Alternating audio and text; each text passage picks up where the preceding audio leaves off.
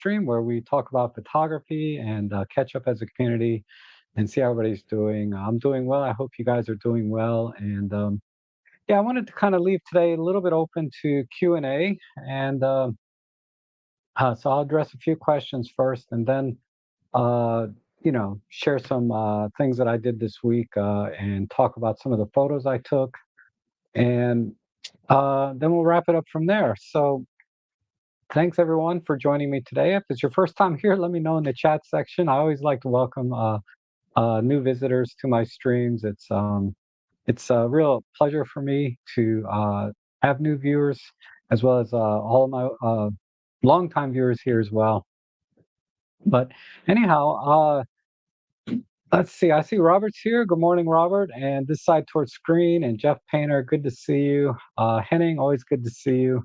And David Black, good morning. So uh, I didn't answer a question from Darko. Hey, XMeta, how are you? From the last live stream, I had meant to. I wrote all these notes down about questions I wanted to answer, and I missed it. And another viewer had the same question, and that was related to doing basically tabletop or overhead type photography. Darko was a little more specific, saying macro photography, but really any kind of overhead photography, whether you're doing macro or just standard tabletop, uh, the technique or the ideas I'm going to share are going to be the same. So, really, the best way to do it without spending any money, right, is just to use your existing tripod. A lot of times we think about tabletop tripods. Gosh, wait, this was my bag from yesterday. Um, I've shown this a few times in my streams, and I use this mostly outdoors, right? But the question was, some people, uh, you're not able to like use a full size tripod with an extension arm. You want to use a tripod on the table itself because it's more stable for you. And, um, using a tripod with one of those articulating arms or extension poles that like the one that I have, I did a video on one, may not be as good an option. So, but I can tell you there's really no way to use this for overhead or overlay type photography because it's just too small and you can't put an extension arm on this or anything. So you want to know what some options were. So I'm going to show you the cheapest way, and then I'm going to show you probably the best way to do it, which it's a couple $100. But if you do it a lot, it's a well worth investment. So I'm going to switch cameras over here or move the one that I have. Let's see. Okay, I need to adjust this a little bit. How do I get this up higher?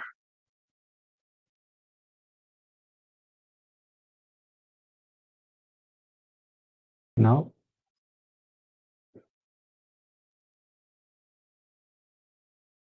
Oh, here it is. Sorry. I need to zoom out a bit and come up. So all I did here was basically is, I inverted the tripod. This one I inverted the center column. Sometimes other tripods, you have to invert the legs all the way over, and then you would turn the tripod upside down.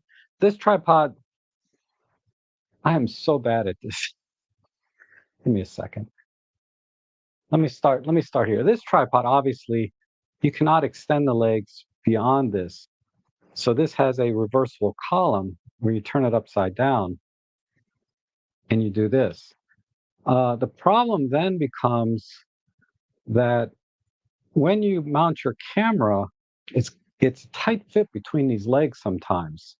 And then also, uh, you may get, depending on how wide a shot you want, you may get the legs in the frame. right, of the object you're trying to take a picture of, or maybe it doesn't fit underneath the legs. So what you do here, let me just mount this. Okay, now I can switch cameras.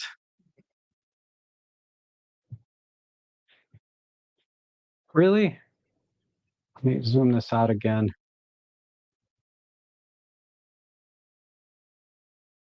Right about there. Okay. Hopefully you guys can see and hear me okay as well. Uh, so here's the challenge, right? Let's just go ahead and mount this tripod or the camera. So the camera kind of sits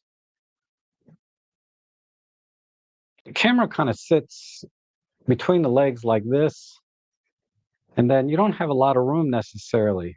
And I really can't raise this up any higher because then the camera's it's not going to fit between the legs, right? So the other option is to keep extending this out, the legs, and the camera gets higher and higher. But then you kind of run into the problem of now the camera's too far away from the subject, particularly if you're doing macro work.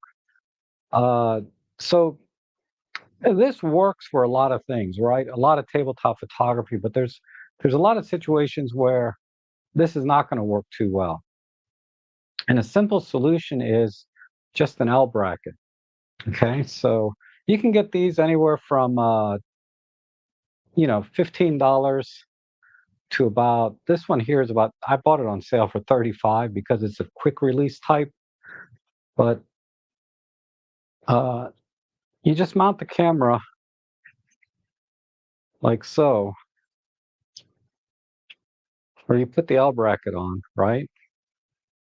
So now I have the L bracket on the camera, and then you can mount this into.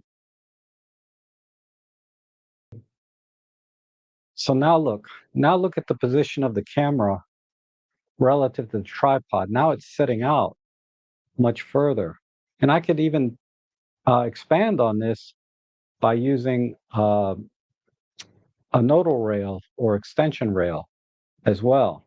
So this is effectively giving, now that the field of view is away from the legs for the most part, and also this allows me to raise the camera up quite a bit. It now fits between the legs a lot easier because the L bracket doesn't take up as much room as the camera going in with. So this is another option for you to do macro work. Is you can see here how the camera sticks away from the tripod now to do tabletop and overlay photography. And then by raising the column or adjusting the legs, you can get as close or as far away as you need to. And again, if you need to extend the camera even further out, all you need is like a nodal rail. Let's see.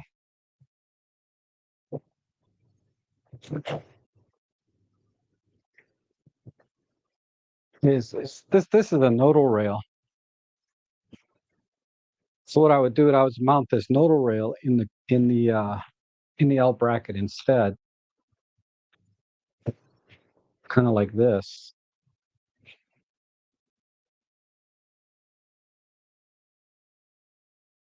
And then mount the camera onto and you can get these rails in longer lengths, right? I got to open up.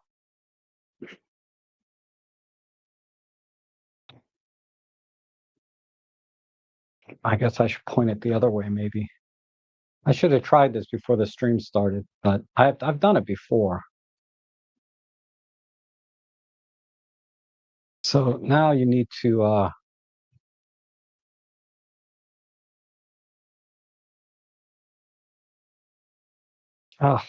what did I do before? Oh, rotate it this way.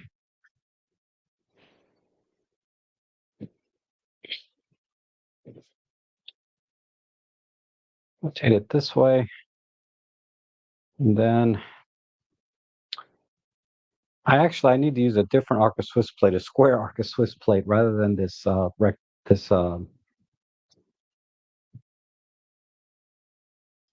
It was a good idea, but something like this,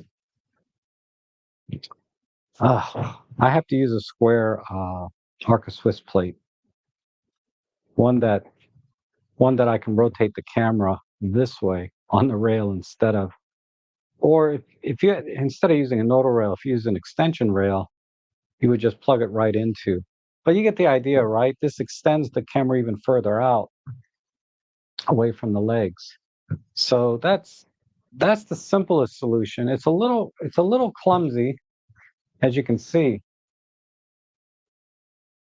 I mean, where's where's my camera?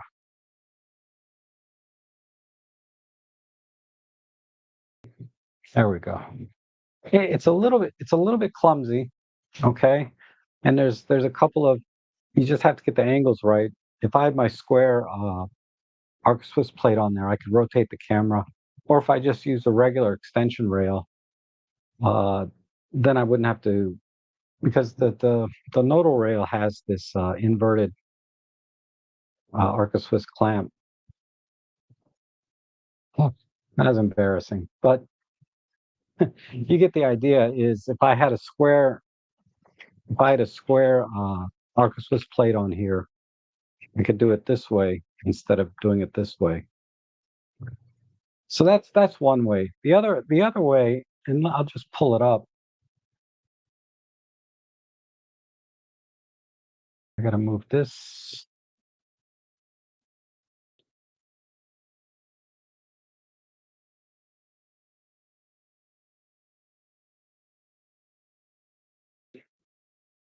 because not everyone's seen these things before.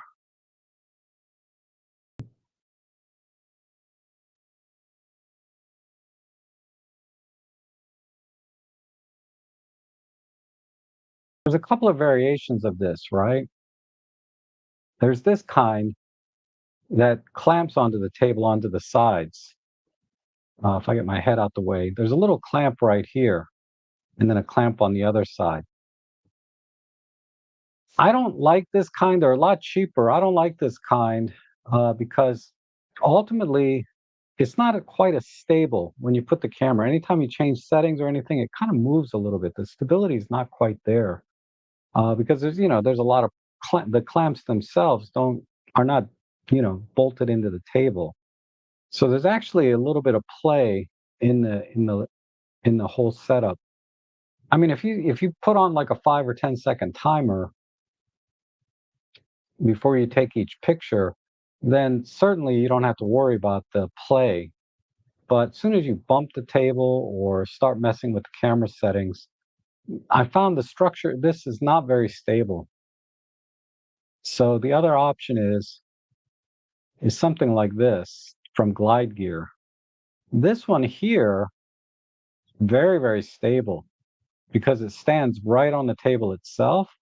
And then additionally, you can add clamps to the sides here to even make it more rock steady. Or if if you want, you could bolt it directly into the table. But I doubt you guys want to do that.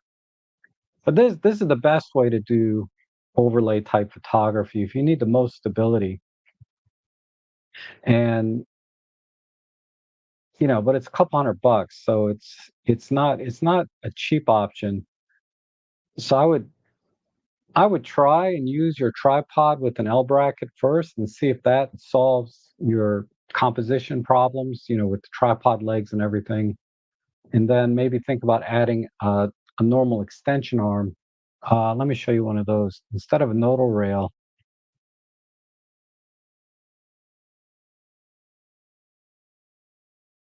uh, what you need is like these very long extensions, like a 200 millimeter extension. They come in various forms, and then you would just screw the camera into one side, etc.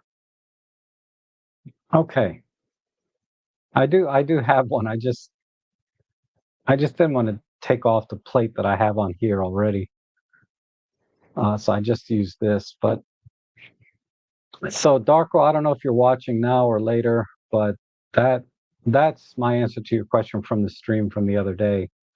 about doing tabletop and macro because you can use the center column, invert your tripod, use the center column, and then use an L bracket to extend the camera even further out from the tripod itself. Because that's usually the problem when you do uh, overhead tabletop photography. The other thing the L bracket does is, I mean,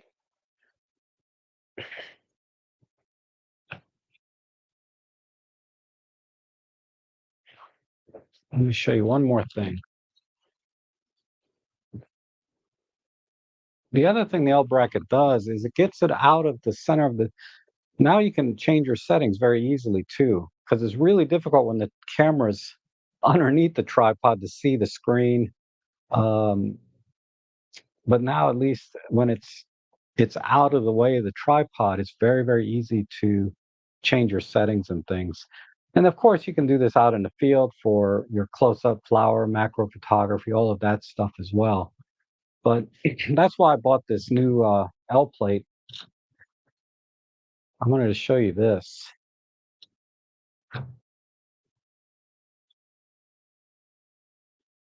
This L plate is from Small Rig, and it has a quick release Arca Swiss clamp right here. So I can just attach my camera very quickly. And then, of course, this side is Arca Swiss, and that goes into the tripod head. And I can just carry, and it's so lightweight and small. I can just carry this in my bag without any issues. And it has some additional, quarter 20 holes and stuff to do other stuff. If you want to attach like LED lighting, um, you can do that a number of ways. You can get one of these sort of clamps and attach LED lighting. So you would clamp this to your tripod leg, right? And then you can have LED lighting uh, or flash, whatever. Just put a cold shoe on here and you can use flash as well.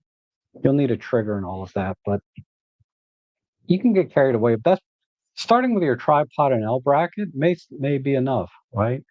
Um, and then build from there. Certainly very versatile, very compact that you can take out in the field. But if you're serious about your flat lay photography, then you have to get one of those tabletop mount things. Okay, so let me go to the chat, and I think I saw a question here. Robert says, "What are my settings for sharpening?" Okay, so in if you're talking about Photolab 8, I did have some settings, but now that we're on Photolab 9, I'm going to have to retweak them to get the high res shot because the way the reason you don't want to use like just the default settings or presets that DxO has is um, I found that OM Workspace, the free software that you get from OM Systems, produces the best high res shot images uh, in terms of detail. So I had to, when I was using DxO Photolab 8, I had to tweak the settings. And it was a combination of multiple things. It was a little bit of contrast, a little bit of clear view, some tweaking on the unsharp mask, and some tweaking with the lens corrections if applicable, which most of the time it is. Um, and then I was able to match nearly perfectly the output from the OM workspace. Since we upgraded to Photolab 9, I've not recalibrated those settings because they changed the sliders a little bit. So I'll work on that for Friday, for the Friday photo editing stream. I'll work on that and then I'll provide a link you guys can download my presets for Photolab 9 so that you can use the same one that I do. But I did have specific settings for OM system high-res shop files because I found that OM Workspace did a better job at extracting the detail out of high-res shots from our cameras. But I was able to get DxO to reproduce effectively the same result. Um, but it since we went to Photolab 9, the settings don't really work uh, quite as well. So wait till Friday. I'll have it ready by then because I took several high-res shots this week and last week that I can use for comparison. And Henning says, "Did you get my email? Sent you a couple." No, I don't think so. I have to check the spam folder sometimes. Sometimes the viewer mail goes into my spam folder, but I don't recall seeing anything from you recently. And Thomas is here. Good to see you. Jeff Wise, good to see you from New Jersey. And Hiker Dude is asking, in your opinion, Rob, how old is too old for a used Micro Four Thirds camera to be not worth taking a chance on buying? Well, it's all relative to the price. I would feel comfortable if it's in good shape, taken care of. Uh, relatively low shutter count. For example, I bought an EM1 Mark One. What's that camera like? I think it was 9 years old when I bought it. It had a shutter count of 40,000, which is not much on a camera like that, but uh, it's 250 bucks, and it was the silver edition, the one it's right there on the top shelf, right there. That's the EM1 Mark One sitting there, silver edition, and 250 bucks. So, and it was working. I tested it out. I was able to go to they had it in the store, and I was able to test it out. So really, I wouldn't put any uh, time limit on a camera that's like 10 years old, right? Long as it's been taken care of and the shutter count's kind of low. When you go beyond 10 years, you run into some potential issues. Like, for example, a lot of cameras have button cells inside of them to maintain time and date. So when you turn the camera on, it's going to tell you to set the time and date every time. But sometimes the time and date will reset even though you didn't turn the camera off. It'll reset during your photo shoot, and that can cause issues. Uh, not that it's important, not necessarily important that you have the correct time and date on the image files themselves. It's certainly useful, but it can interfere with other functions in the camera.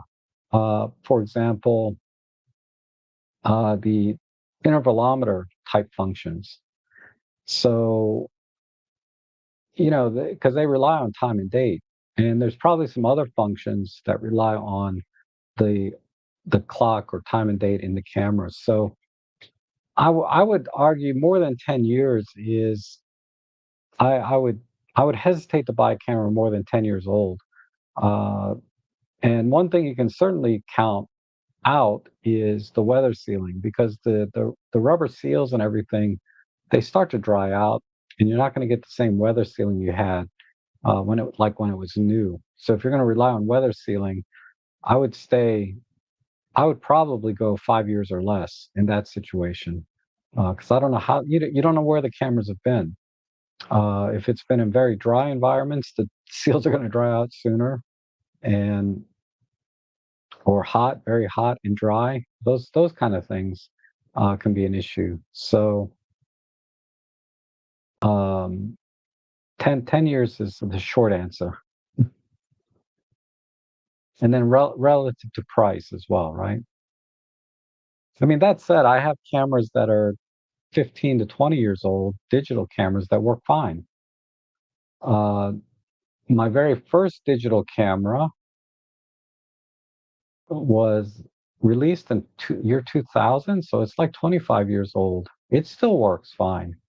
But I bought two around that time, and the second one is dead. It turns on and it takes pictures, but somehow the sensor or the circuits, that read the sensor data, all the images come out soft and faded without any color. They're not black and white, but the colors are faded and way off. I can't get a good picture out of that camera anymore, and it's about 25 years old. So, there's a lot of things. There's a lot of parts digital cameras have that, the battery being the most obvious one. Worst case, the batteries leak. They have little button cell batteries. A lot of them leak inside and mess up the other circuits. The other thing is like the onboard capacitors can also dry out and pop, and the camera just dies. It won't work anymore. Or if it does work, It's going to give you terrible images. So, capacitors generally 20 to 30 years tops, right? Before they dry out. So just about every digital product that, or electronic product that uses capacitors and things like that, they're not going to last forever, you know. So you have to, I would say 10 years thinking, if you pay less than $1,000 for it, depending on what model it is, then you're okay. You're okay on a 10-year-old camera. You probably get another 10 years of life out of it. But okay, tell it says, sometimes my own one Mark one will power on in manual focus was shut off in autofocus. Anyone else have this issue or am I going nuts?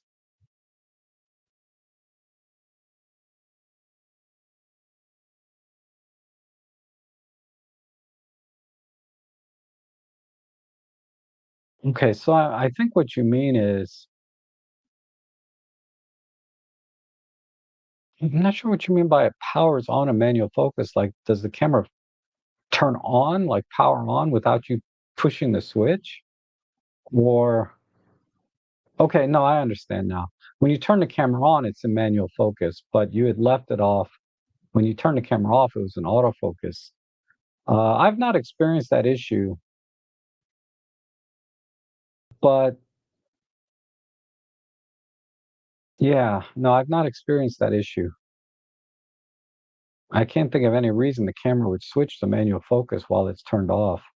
I mean, the most common thing is like the focus and clutch on some of the Olympus lenses could have been engaged or disengaged before the camera fully powered off, and that could do it. I mean, it would create a lot of little things like that, but I can't think of any reason. Sorry, David. And then Xmeta says 10-year-old cameras are fine. Just check all the rubber parts. Those like to disintegrate. Yeah, and a lot of times the rubber, like the grips and things, get sticky. Uh, I used rubbing alcohol to make one of my grips less sticky, and that seemed to work fine actually. I was a little skeptical at first, but the rubber grips can get sticky. A lot of rubber will get this white powdery type substance on it, and not much you can do about that. But that's actually a good sign because the rubber that has the white powder, that shows they use the higher quality rubber on the camera rather than cheaper rubbers that don't have that white powder. I forget the chemical science behind that, but the you'll find that sometimes, and just ignore it. I mean, don't try and paint it or remove it, with rubbing alcohol. The white powder is really not going to go away. But stickiness, definitely, I had a good success using rubbing alcohol. Talking about external rubber parts, internally, yeah, definitely. Um, but yeah, 10-year-old cameras I would be perfectly fine with. And like I said, you probably get another 10 years trouble free. And like I said, I have cameras that are 25 years old that still work, but I've had not many, but I've had a few cameras just die for no reason other than age. And Intrigue is here. Good to see you. And Shri, good to see you. And then Adam says, turns on in manual focus. Does he have any MySet mode? Well, that's another option, right? Like maybe you have a custom setting in you have the camera in C2, for example, and you have that set for manual focus. But while you're using the camera, you change it to autofocus. If you turn the camera off and back on, it's going to come back in the C2 mode default settings. I believe that's what Adam's getting at here. So that's a good thought.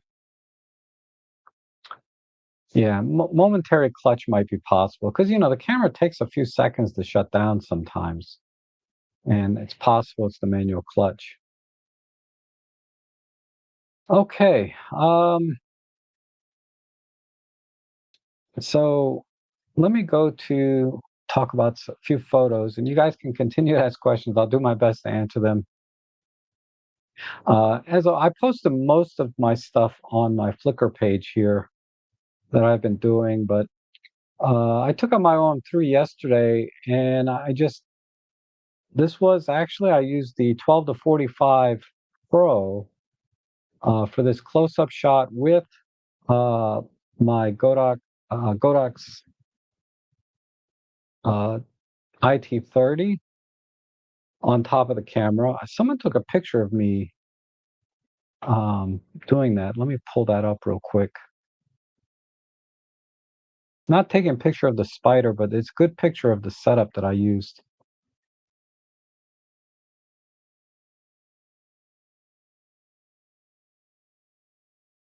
Yeah, right here. So there's the IT30 on top of my OM3, and then here's the 12 to 45 Pro. And I don't think I was using my diopter, but sometimes I just snap this diopter on the front. I can't tell from that picture if it's on there or not. It doesn't look like it because the 12 to 45 Pro already has pretty good close-up ability. And I was taking a picture of something about this big. So, well, the spider was about this big, but in the photo here, I'm taking a picture of like some weed. I don't know what it is, but I thought it was kind of a neat picture. Um, but yeah, this diopter just clips on the front. If you're on my Tuesday live streams, I mention this almost every time. This is like right now it's like $42. But this is similar to a Raynox, and I don't notice any loss in quality. Because if we go back to my Flickr page here, you know, it's sharp. It's very sharp optics. No problems at all. And then let's see. I took out the 75 to 300 as well. So I got some shots like this. This lens always impresses me. You know, how much detail and sharpness I can get out of it. Of course, I'm processing with DxO, but this image here is actually straight out of camera, black and white. And I may have cropped slightly in it, but you know, I didn't really do any processing on the image other than the straight out of camera black and white with some adjustments in the tone curve. And I used a low auto gradation setting. But you can see that the EXIF here, um, 75 to 300, 1/200th of a second, etc., ISO 200. And I didn't use flash because this was pretty far away. You can see I'm at 300 millimeters on this lens. This image here is also straight out of camera, but I use the soft focus filter, art filter, and what captured my eye was, of course, you know, this beautiful young lady here.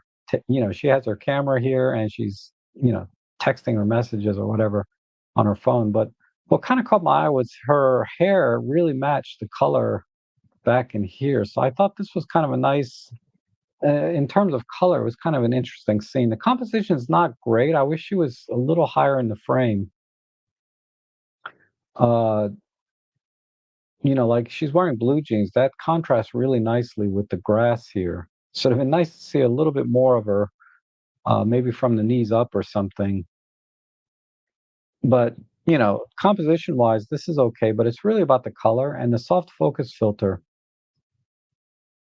I don't know. I was just feeling like I was in art filter kind of mo you know, mood yesterday. But I thought this came up pretty nice. Okay. And this is another soft focus, pretty much straight out of camera, soft focus art filter. And I really like the contrast of this red, or well, a complement of this red jacket against the green. And then I use the trees to frame, you know, the person here. And there's just nice spots of highlights of color kind of around the scene. And again, this was the 75 to 300 lens, all the way out to 300 millimeters. And it's actually the raw image is actually pretty sharp, but with the soft focus, uh, it doesn't look quite as sharp. But I thought that came out pretty nice. And then here's another one. This one I processed. This is not straight out of camera. It's similar to the straight out of camera, but I wanted more contrast in this, so I dragged out the raw file and DxO and I processed this one a little bit. But I got better detail, but still that soft painterly look using DxO Photolab. But I love trees. I just love trees. And I thought this was just kind of a nice little pleasant scene here. Little splotches of red around here.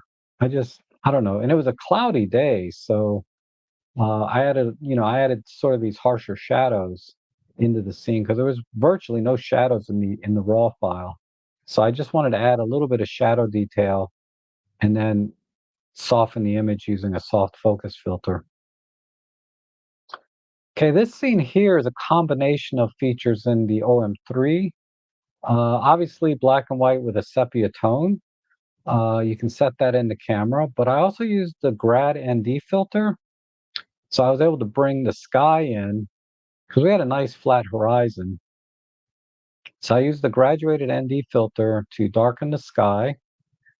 And then on top of that, this is actually the dramatic tone art filter with sepia. So it's a combination of dramatic tone, sepia, color, and graduated ND filter. And you can see this is a 1.6-second shot. So I was on a tripod and I was trying to get the water just a little bit smoother. I didn't quite attain that with the graduated ND filter. Didn't do enough here, so I tried lowering it and I went to f8. I probably could have went to f11 or f16. But this is the kind of image you can get, a nice little landscape and bring out the details in the sky using the graduated ND filter and still have decent exposure on the trees. Now, when it gets closer to fall where the colors are more distinct, then I might come back here and take another shot in full color because this was mostly green with little spots of red and yellow. But I think in about another week or two, this is going to be really amazing. So I'll do a color image using basically the same technique, but this image here is also straight out of camera. Okay, this image here, I was using the 300 f4 Pro with the 1.4 teleconverter, and this image here is 1 megapixel. The whole thing is 1 megapixel, and the bird itself is probably just a few hundred pixels. Uh, so the detail is terrible on this. And you can see a lot of processing artifacts here. I kind of over sharpened a little bit to try to bring out more detail. So I'm getting some weird artifacts in the bokeh. But this wood duck was just a little dot in the frame, really far away. Um, this is the this is the picture that I was taking when someone took this picture of me. You can see it kind of in the live view here. I don't know. It's okay. I just thought this was an interesting swirly kind of spiral thing, and I focused right on this one uh, thing sticking out here because I just when you look at it, when I was looking at it with the naked eye, I didn't see the fine hairs coming out of this little flower. So I thought that was really interesting. Okay, flying geese, nothing special here. Processed in DxO. This has what I kind of like the composition of these three geese flying. I thought, I don't know, I just like these two wings are down, and then these two wings are up here, and a little bit of a reflection. Not a great shot, but there wasn't a lot of activity at the park, so I'll take anything I can get, Canada geese included. The only thing of interest here is that this was shot, and it was dark. Okay, this was shot at ISO 40,000, and I was at 1/800th of a second. I was trying to keep my shutter speed low as possible. And with larger animals, you can kind of get away with using slower shutter speeds. But DxO did a good job pulling the ISO noise down, and retaining some of the detail. I thought that came out. I don't know. For some reason, I find this image pleasing. This is the 75 to 300 on the OM3, and this was processed in DxO. And this guy was really far away as well, but I was able to extract some pretty good detail out of it. This image here is 2 by 1.5. So this this image is about 3 megapixel for the whole thing. So again, there's probably less than 1 megapixel of data on the heron itself. Here's a kingfisher, 75 to 300, flying. Yeah, you know how small these guys are and how far away they fly. So again, this is also heavily cropped, but I did get some good detail out of it. And this was a spider. I was using, what did I have? Yeah, 12 to 45 Pro with the diopter that I showed you earlier. So I got some pretty good detail on this one. This is a new spider. I've never seen this before, but this is actually very, very common. This is called a pumpkin spider. I don't know what its like real name is, but it's commonly referred to as the pumpkin spider. And for the most part, they're generally harmless. But I was using same setup, 12 to 45 diopter and IT30 flash. Here's another. This is Pro Capture, right? Of course.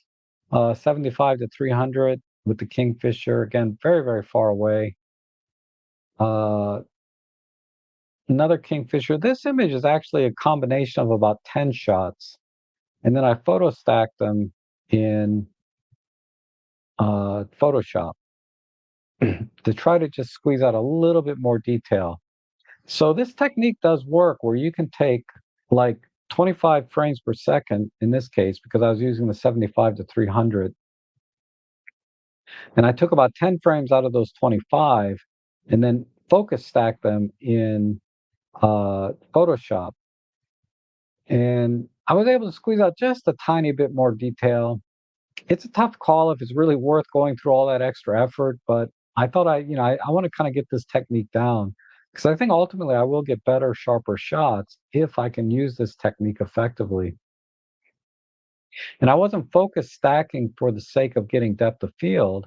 I was focus stacking strictly to pull out the detail uh, in different parts of the image. So this came out pretty good. And again, this image here is about 2.5 megapixels total. So again, we have less than 1 megapixel of data here on this bird. Yeah, some moonshots. This was kind of cool. I got a plane in this one here. Uh, Another moonshot. Again, 75 to 300. Great lens, really nice detail out of this from great distances with atmospheric distortion and everything else going on. This, I think, was my 12 to 45 Pro in high-res shot mode. So I got some really nice detail in here uh, out of this shot. And then some black and white images. This one I used high-res shot mode to make the flag sort of blurry as it was blowing in the wind. Not so much that I needed more detail. There's gobs of detail here, but I was doing it to try to get the flag blurry. Like in this shot here, this is a high-res shot mode, but then because it's high-res shot mode, when it was combining things, I got this kind of cool blurry flag. Now yeah, of course, there's some artifacts in here because high-res shot mode is not designed for this, but it can be used for this for shots like this. And I thought this shot came out really nice. Lots of detail, some motion here, activity with the flag. So I like this one. And this is pretty much straight out of camera. I didn't do much processing on any of these. Here's another shot. This was also high res shot mode, but this time the flag wasn't moving, unfortunately. But there was a lot of people there, so I didn't stick around too long to wait for the perfect shot. But I like this one better. It's a little bit different angle than most people take of this particular statue, and then also I love the clouds and the drama back here. But I did do some processing on this to bring the skies a little bit darker, but not much else. Here's another moon shot. I kind of grabbed this on the way out as I was leaving the park. But I like the moon actually really illuminated this plane quite a bit. I had to brighten it a little bit more in post, just to make it stand out more when you're not pixel peeping. But if when I was pixel peeping the image, I could see the plane clearly, and there was some nice speculars on it. So I just brightened it a little bit more so that when you're kind of looking at it in this normal field of view, it's actually pretty nice. Okay, and I think yeah, these are some more I did. This one, yeah, this is the Olympus TG5. So I'll come back to these later. Let me go back to the chat. So anyway, there's some images I took with my own system gear and some of the techniques I used to take those shots and art filters and some thoughts on the composition. Okay, and Roger's here. Good morning. And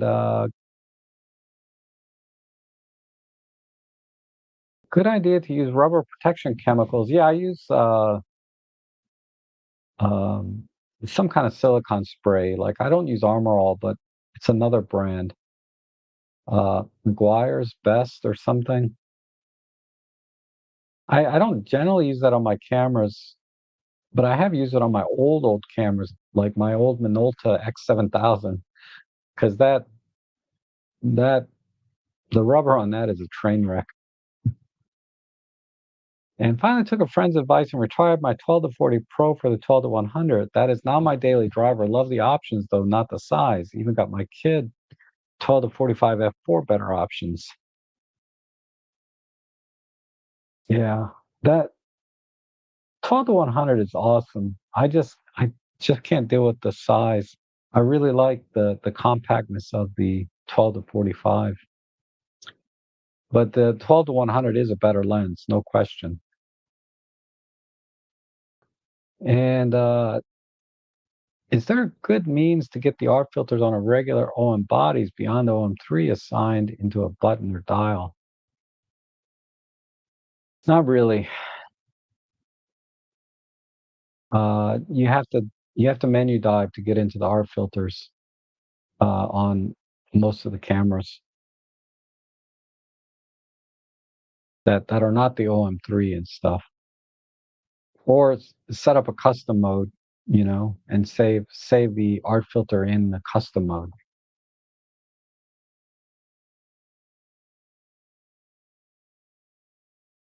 Roger says, I was reading some comments on Reddit M43 blog comparing full frame and M43.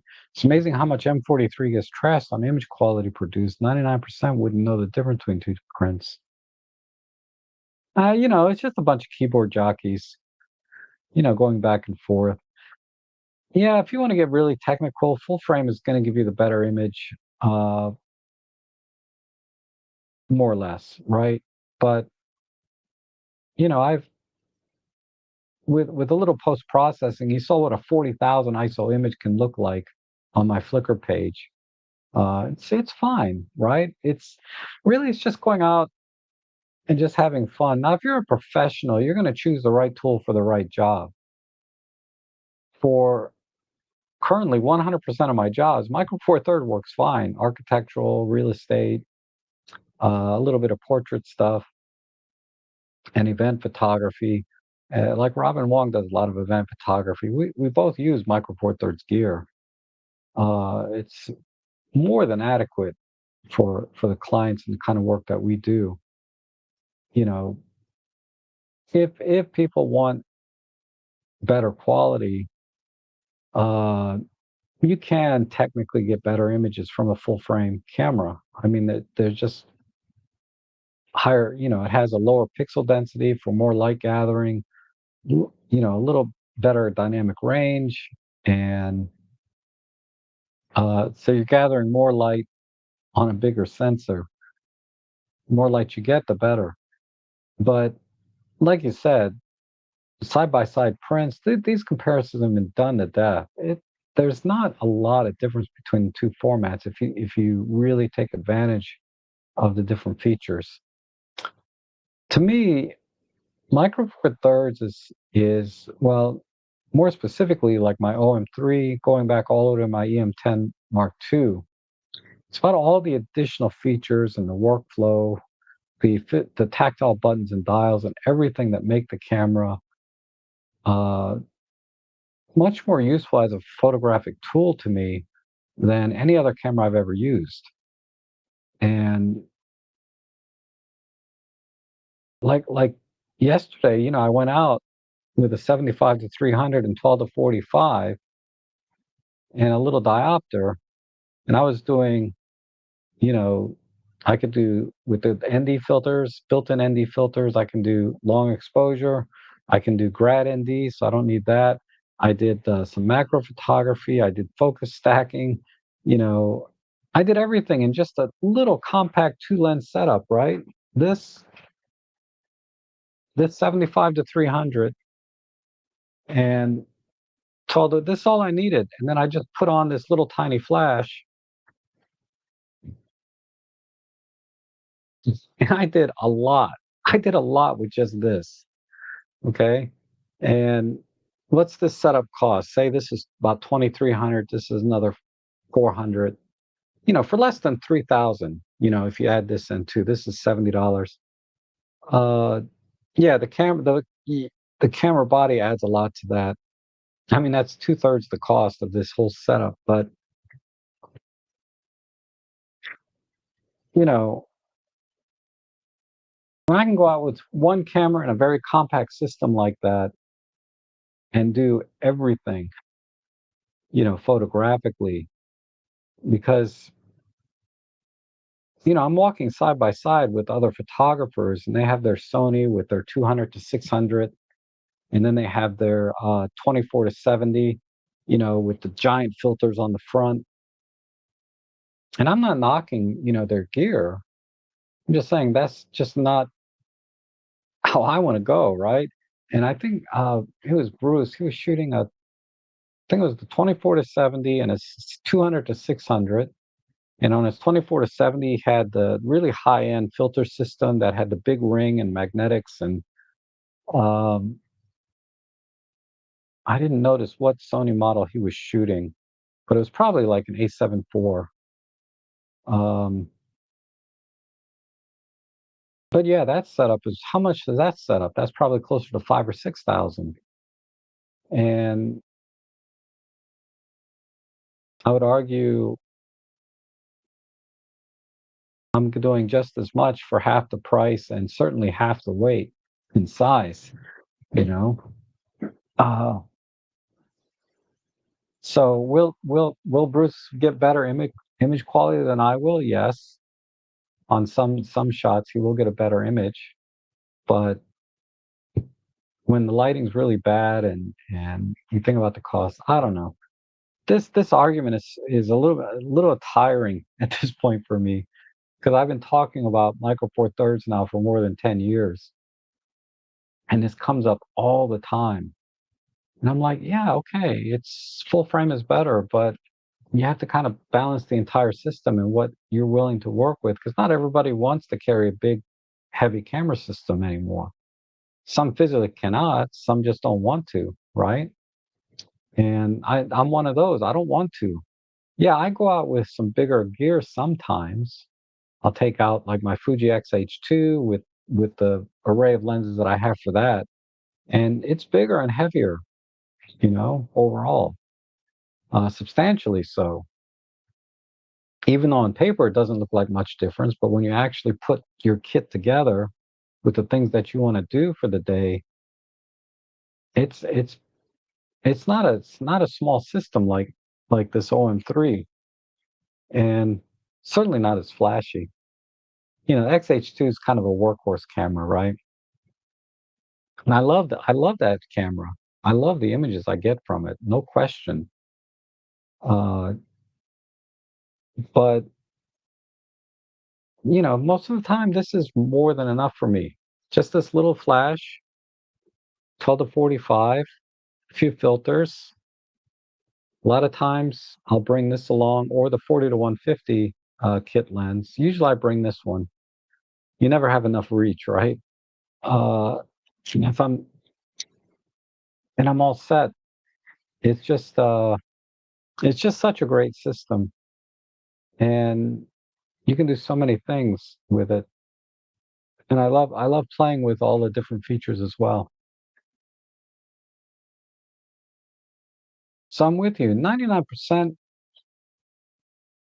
I would argue even more than 99% of people are not going to know the difference, right?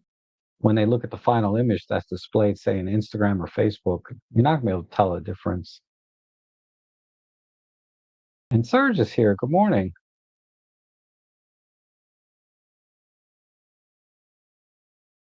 And 136 euros for a three-legged thing. LEQD is a bit much. Yeah, that's a bit high. And Marco's here. Good to see you. Anthony, good to see you. It's Thanksgiving Sunday in Canada. Oh, I didn't know that. Tomorrow's Thanksgiving.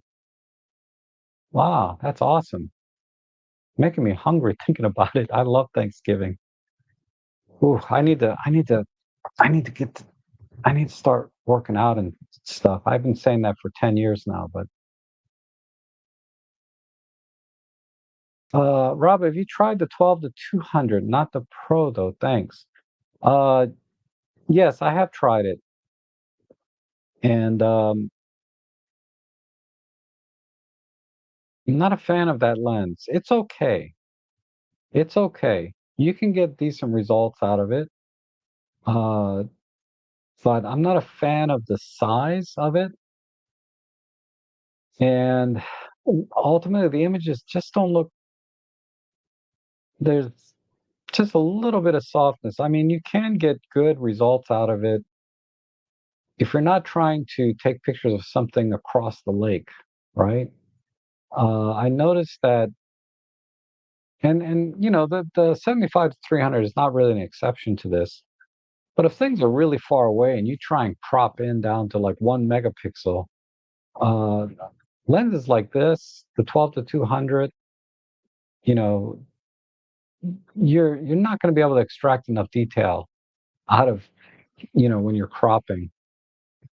Unlike the 75, unlike the 300 f4 and the Pro lenses, you can you can crop down to almost 1 megapixel of data and still get pretty good detail out of it and good color saturation, everything. Uh, So the 12 to 200, it's a big lens. It only goes to 200 millimeters. It's not enough reach, really. The 75 to 300 is kind of pushing it too. 300 is still not quite enough reach uh, for some things, but 12 to 200 is certainly a little bit too short. So I think it's a fine lens for just kind of everyday stuff, and you're not trying to shoot things across the lake, and you don't have to crop too much. You can get pretty good results because I did compare it against my, I forget which lens I had with me, but I believe it was my 12 to 40 Pro, and I compared it against the 12 to 200 for a couple of short range shots. And there was so little difference between the two. I had the Pixel Peep to see the difference in image quality. It's there, but I had the Pixel Peep to see the difference. So, you know, if I think if you can get the 12 to 200 for like 500 bucks, maybe if you, but honestly, I would recommend like the 12 to 100 Pro with the IBIS, you know, the sync stabilization, everything. If you want something with a good range, because once you get past 100, honestly, I think you should switch to something that goes to 3 or 400 on top of that.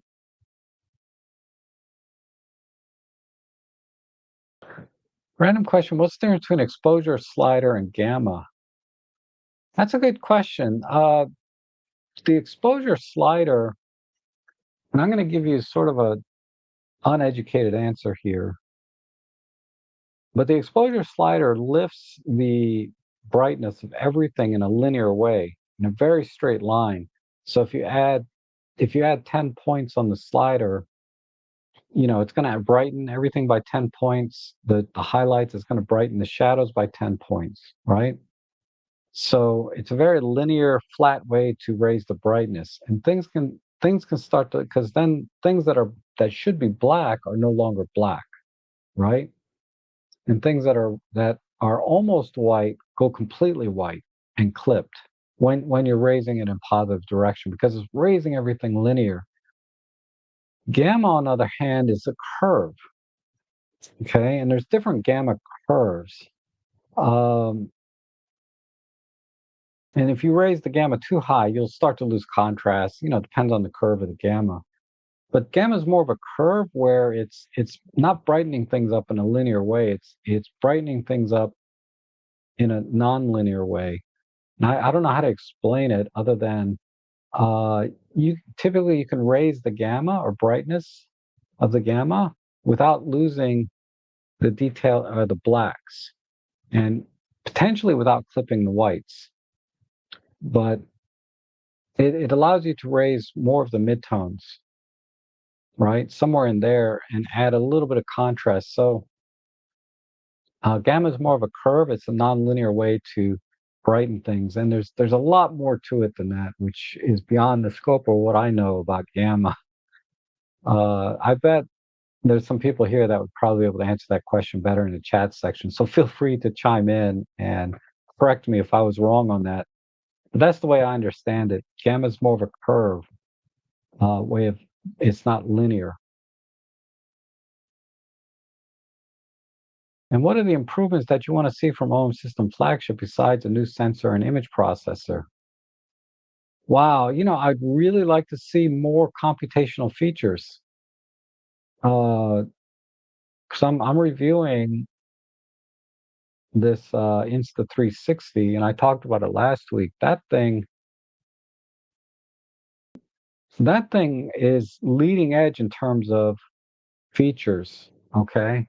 And it has a lot of things that OM System can learn from. So, for example, uh, auto leveling, right? Now I know the old Pentaxes, not old, but Pentaxes, some of the Pentaxes have auto leveling. You think my K3 Mark III has it, where it actually tilts the sensor physically and can level a horizon. The Insta360 does it, electronically, so there's some crop, obviously, but I can rotate that camera 360 degrees and the horizon will stay level. Okay, that's an amazing feature. If they could add that feature to the video in the OM System cameras, that would be great, and maybe add it even to the photo side. Uh, that's one thing. What was the other thing? The gosh, I haven't used the 360 in a few days, so it's I'm losing track. Um, I only mentioned that the leveling thing because that's what kind of impressed me the most, was how good that is. Of course, the image stabilization, the digital image stabilization in the 360s are amazing as well. I mean, you could be going, you've seen it, right? People are on like their little mountain bikes going down these mountains, and you know how rough the terrain is. That footage is like rock solid. It's amazing, amazing. So they need to add these kind of things in there. Uh, Also has real-time HDR, right? So I can take a picture, and the image is it doesn't have to bracket or anything. In a single shot, you get a beautiful HDR image. Uh, and not that surreal HDR, but actually a finished image, which you don't have to do hardly any processing to it. So there's a lot of things going on there. Like this image here. This is basically straight out of camera from that Insta360, and it really did a nice job of maintaining the shadows, the blacks, the highlights, everything. Whereas on a camera like on any normal camera, you have to bracket these shots and blend them or use the HDR feature. But you basically have to bracket and exposure blend in post-processing or do a little bit in camera, but even the in-camera HDR doesn't do as good a job as this. And the real-time HDR is, like I said, done in video as well. And it makes like it, yeah, just straight out of camera stuff on that 360 is pretty amazing. So so I think they need to look to that. And then also, God, if I pull this thing out, where is it? I almost lost it the other day. Like I got home and I couldn't find the camera. I was like, "Oh God, did I leave it? Did I leave it in the field somewhere?" There's a lot of little things in this that I like.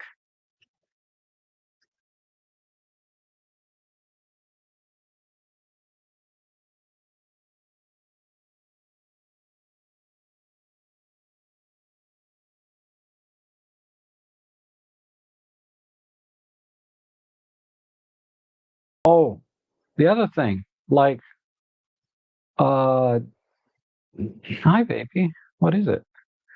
The other thing is like if I wanted to take a picture, you just kind of do like a peace sign. God, that's so Asian, right? But you do a peace sign and it'll automatically take a picture. So that's so much better than like self timers and remote triggers. Uh, it's just nice. You can all kind of get together and then say, okay, everybody ready? And then somebody does that. And then 2 or 3 seconds later, it takes the picture. Or you do like this and it starts recording.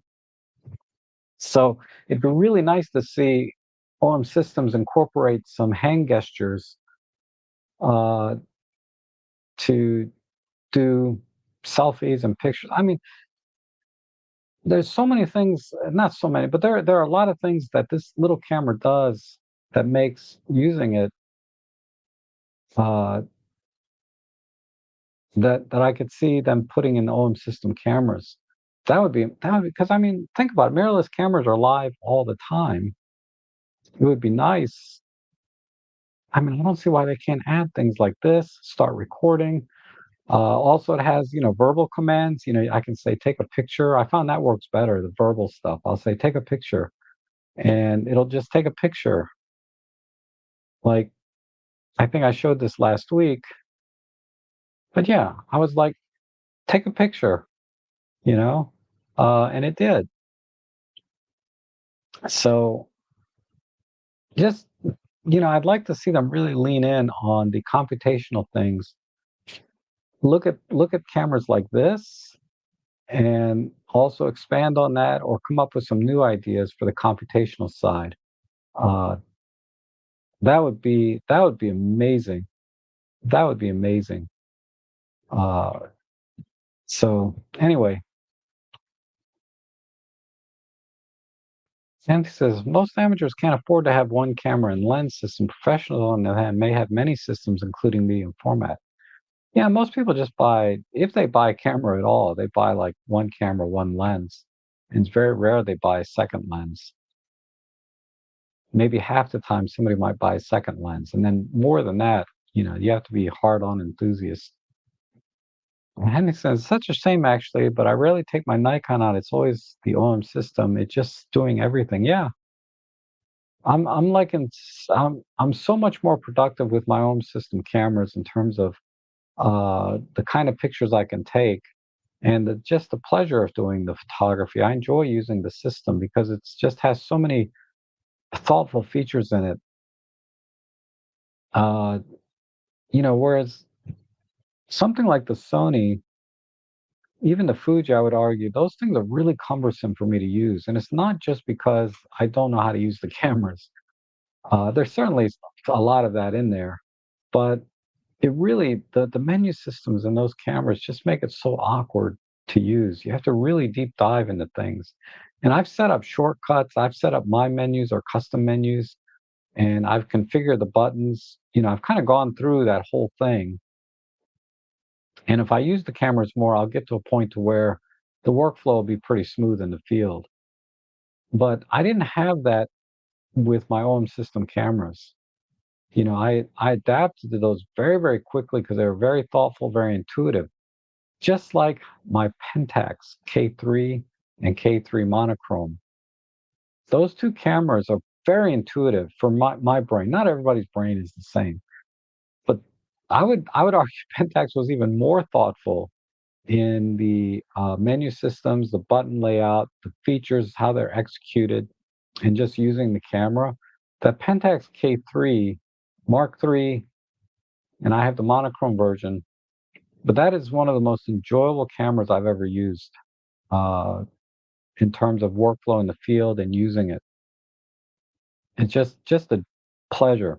Also, the new Leica Deluxe 8, if it's indicative of how other Leicas work, because I have no idea, I've never used other Leicas. That has a really nice workflow as well. The menu system is very, very smooth. Uh, so these are the areas that OM system does well now. They just need to expand on the other features. And Randy says, I also ditched my Canon full frame and all those huge lenses for an OM5 and related lenses due to weight. But bonus, live comp for the win. Yeah, live. I forgot about live comp.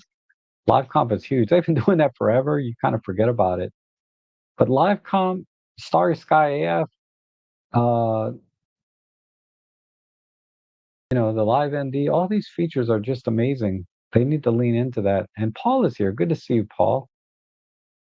And Roger says, better photographic image beats quality. Yes. If you miss the shot, quality won't mean much. Image composition is key. Yeah, so if you want to get into the photography side of things versus the gear, right? It doesn't matter what the gear is. You can use a film camera, use your phone. Uh, a beautiful image is a beautiful image, regardless of how it was captured. So I agree there.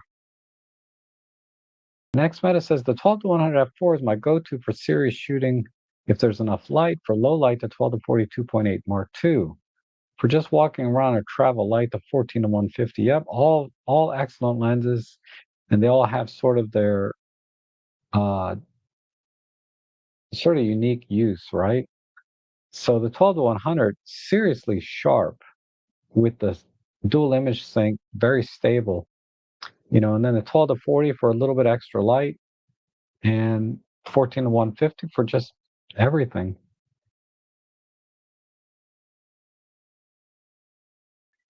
And Paul said, I was shooting birds all day with the 300 and 2x teleconverter all day today. Cool. Great combination. I'm more of a 1.4 guy. The 2x just takes a little bit too much light away for me.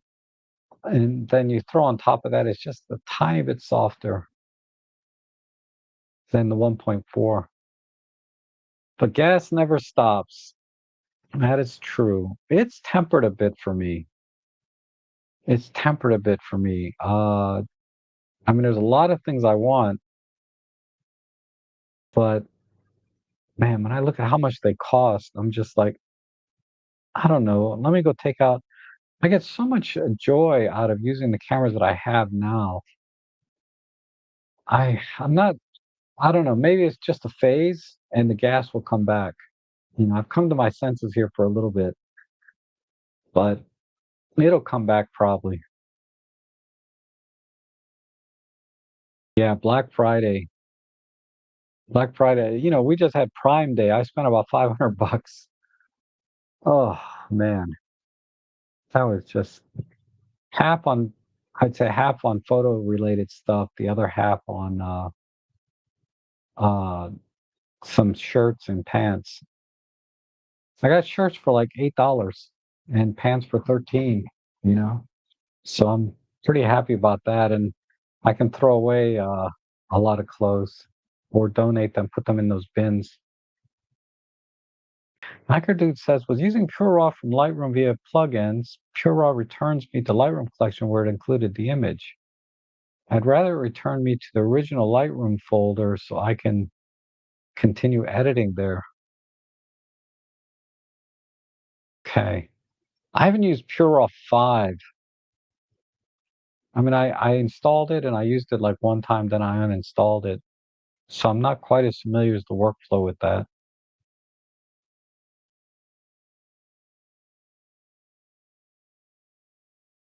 PureRaw returns me to the Lightroom collection. Yeah, because it creates, yeah, I do remember it does create a collection, but you'd rather go back to the original folder and then edit it in the folder. You can edit it directly in the collection, right? But yeah, for now, you just have to kind of right click and say open in original folder, and that'll take you back. When you're in the collection window or collection thumbnails, I think if you right click on the thumbnail, it'll bring up a list and you can say go back to the original folder. So it's an extra click of the mouse to do that. What do you think OM System needs to do to gain market share in 2026? Uh, Man, expand on all of those features I talked about that like this thing does. Because people are buying the heck out of these, the GoPros, the DJIs, the DJI gimbal thing. What is that called? The Pocket. They're buying the crap out of these cameras, for vlogging and action stuff. So, but I think I don't know. I could be way off, but I think a lot of the features I'm finding in this thing would be really useful in a real camera, right? They're fine for this. I'm not really an action pro kind of person. I'm not going to take this skiing or diving. So I'm not really the appropriate person to review a product like this, which is why it's confusing to me that they reached out to me and a lot of other photographers to review this. Because what's a photographer going to do? They're going to review this like a camera and not an action camera. There's a small handful of people that actually did go diving and skydiving and doing things like putting it on their motorcycle helmet, stuff you would do with an action camera, right? But I'm going to have to review it for who I am and how I would use this if I actually bought this with my own money, right? Which I probably would. I bought the previous version of this, but I don't use it, right? I did use it for a while, actually. I did use it quite a bit when I was vlogging more. This is so much easier to vlog with than a real camera.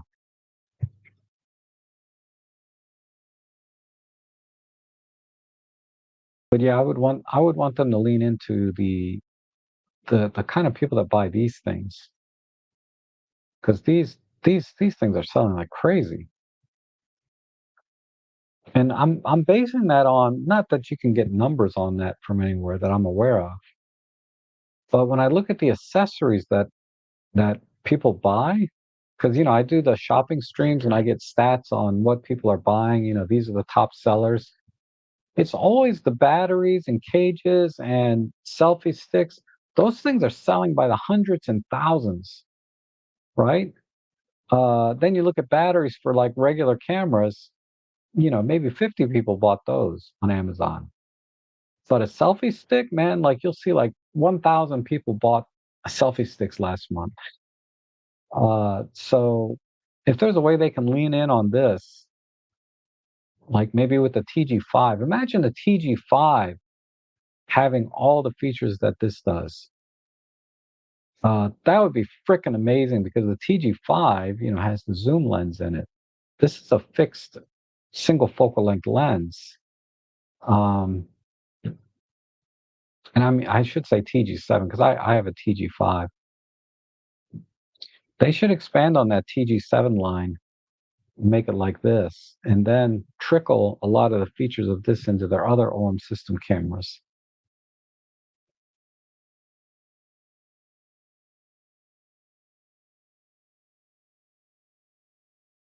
And Yes, all Pentax bodies since 2005 have the IBIS Hort. Okay, or 2010. I'm sorry, the K5. And I missed this on my M53 a lot while shooting hockey. Yeah, that's a really cool feature. And the OM1 Mark One needs leveling bars to be straight like the EM5. You hate the curved ones. I've gotten used to it. I like the straight ones better because it's not like right in the middle of the frame, right? It's kind of blocking your composition a little bit. An IBIS Horizon auto level. Wow, that's an idea. I mean, it would definitely be in my way, the way I shoot. But that's a neat feature. Yeah, it is. It's kind of cool. I've never used it actually on my Pentax, but I use it in this all the time. It has two settings. It has a 45-degree one. So if you are off within 45 degrees, it'll level it. But if I do want to rotate it vertical or upside down, uh, it will level things within that range. Or you can set it to a full 360, so it doesn't matter. You know, Emily did a really nice demo of that. It's freaking amazing.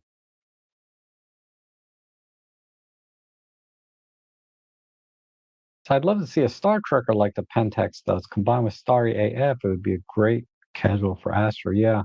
And that's something Ben, oh, I miss Ben, but Ben Chell or Ben Chappell, we did a video together talking about uh, OM Systems leaning into astrophotography as well. And there's certainly a lot of features they could add in. I can't remember now, but we did a video together. If you look on my channel about astrophotography features, there's so many things they could lean in on that would really separate OM Systems even more so because everyone's catching up with Pro Capture and high res shot mode. They're not as good as this as our OM system cameras, but they they can check those same boxes that our OM system cameras do.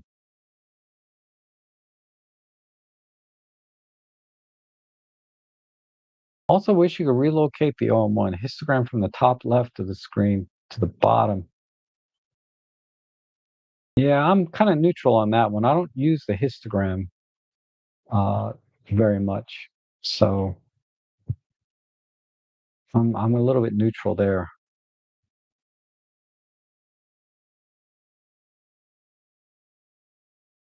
And do you think the most important thing they can improve in the Mark III when it comes out is having a lot more powerful image processor to save processing competition to allow ease of processing competition photography capability? I don't know what you mean by that. I don't know what you mean by competition photography capability, but uh, I do agree more processing power, always, always more processing power. I will take that even at the expense of battery life. Uh, because the batteries are pretty capable now. I get more than enough juice out of a single battery that I would be happy if they could give us a little more processing power at the cost of battery life because there's no way around it. You want more processing power, you're going to drain the battery more.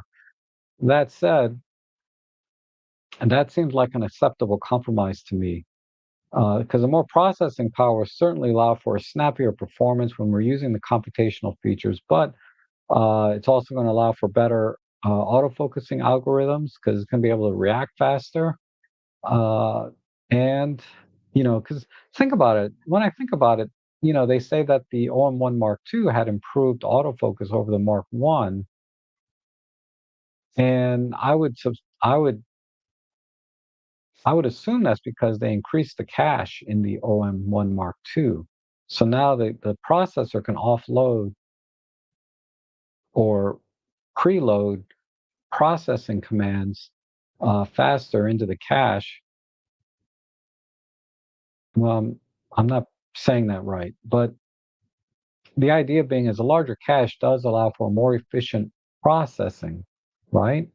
And faster processing when you have a bigger cache. Uh, but that's only going to help so much. at some point, you're still the CPU, the processing power is going to be the ultimate limiting factor. So, yeah, I'll take any improvement there over battery life. I mean, I don't want the battery life to be cut in half, but I'll take a 20% hit on battery life for the sake of more processing power. And anything they can do there would be nice. We're going to get robbed, skydives, surf skateboards. I seriously doubt it. I did buy some new gear though to help me use this or demo this a little bit, but you'll see in my video when it comes out. I don't want to say what it is because I might fail.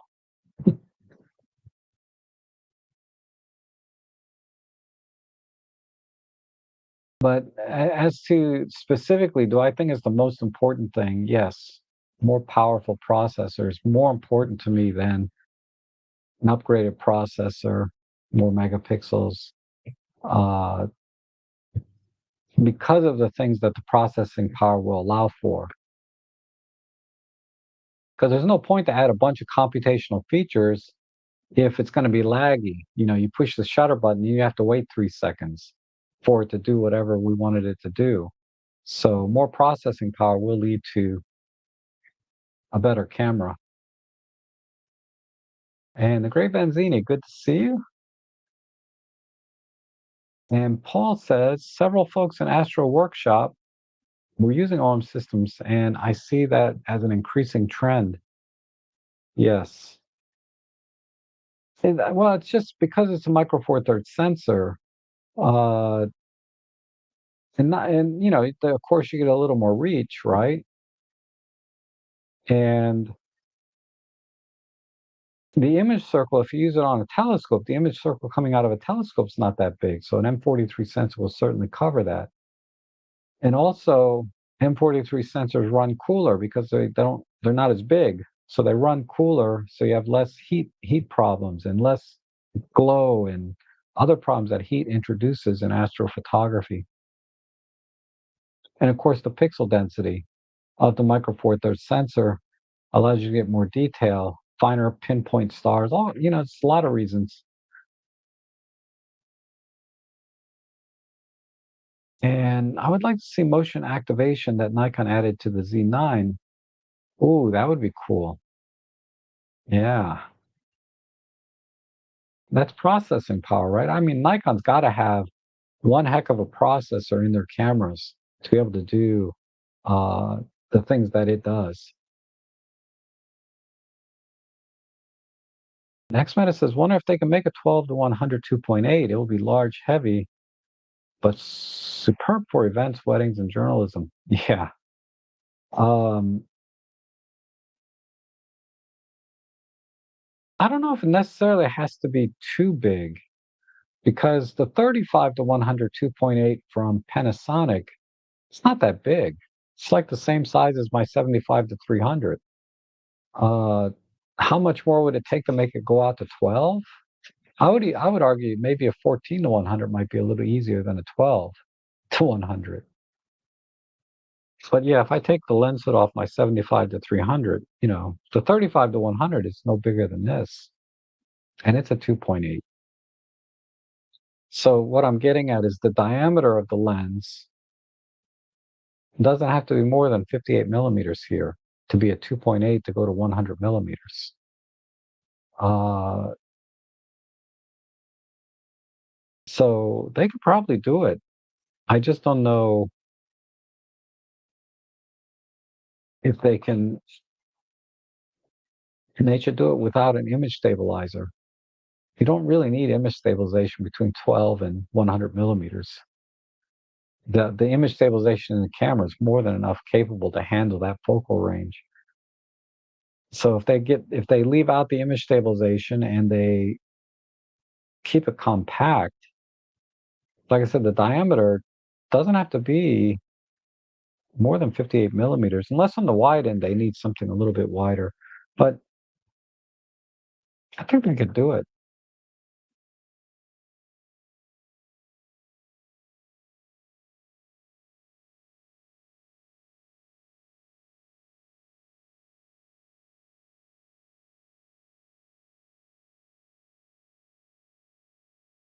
Okay. What was the camera you were holding? This one, if you're talking about this is the Insta360 Ace Pro 2. It's just in a cage, so it looks a little bit like a camera. And then of course my OM3, which I thought you had one of these. I don't think I held any other cameras. The other one, this is my trusty old EM10 that's now dead. Uh, this has been beat to hell. This is how I got started in Micro Four Thirds. I busted the battery door a long time ago, and then I broke the little clip that holds the battery in there, and then I used it for live streaming for a long time, and then finally it just would not give me a clean image, so it's just relegated to just as a prop now.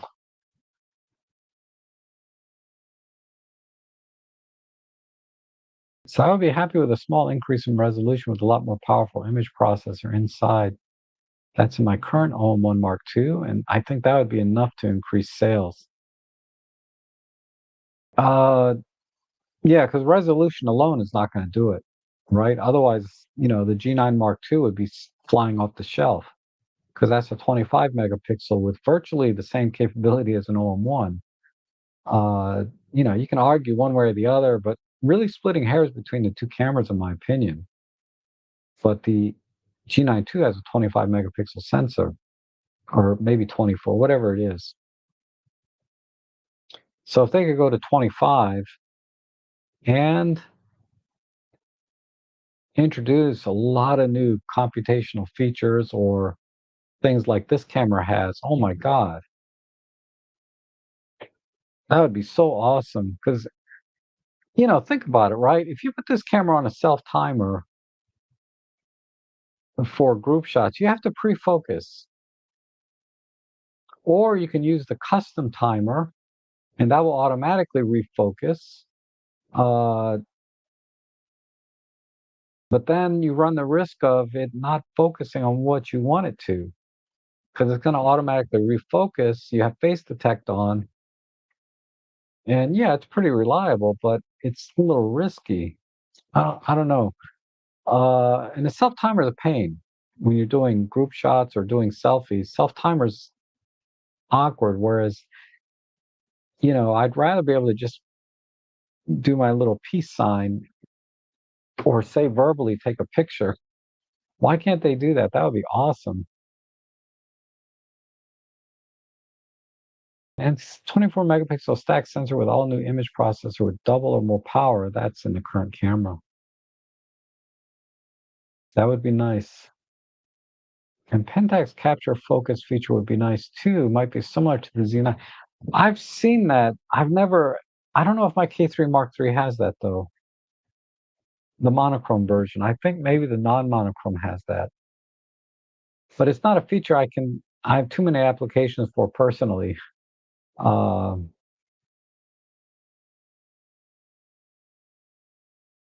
I would like to see on one Mark III with a CF Express card. Yeah, they could put a CF Express Type A. I mean, there has to be a reason for it. Because what would a CF Express card do for the OM1 Mark III? What does it do? What would it do for an OM1 Mark II right now? Not, I can't think. Because think about the OM1 Mark II. It has like a 200 count buffer built in already. So the question is, what problem would a CF Express card solve going forward? And I can't think of anything offhand. It would help a little bit in the OM1 Mark One because the buffer is only 90 frames. But I don't know what problem would a CF Express card solve? And I guess we'll have to wait and see what the Mark III features are. Then it would make sense to have. Because currently, a lot of cameras use CF Express cards primarily because of the video side. There's such high bit rate. And, you got 4K 120, 8K, 60. and even like the Panasonic S1R has, you can access a USB drive, SSD, directly through the USB-C port because of the demands of videos. So CF Express cards make a lot of sense for cameras that have very high video specs. But in a photography camera, I really don't know what would be solved by having a CF Express card. So if they really rack up, and the best OM systems can hope for, really, in video side, is maybe 5 or 6K video, right? Whatever the G9 Mark II does. Uh, open gate and high bit rates. Because think about the G9 Mark II has a ton of video features, really high bit rates, and yet it uses standard SD cards because it does have the option for external SSD, but they opted for not going with CF Express cards. If my memory serves me right, uh, SD card is perfectly fine. Now, the other aspects of a CF Express card are the durability, right? Because they're not flimsy plastic, and they're relatively inexpensive now. So there's that, right? So it is a better format overall in terms of handling and durability. But the trade-off is they're a little bit bigger, not much. Like Sony uses CF Express Type A, and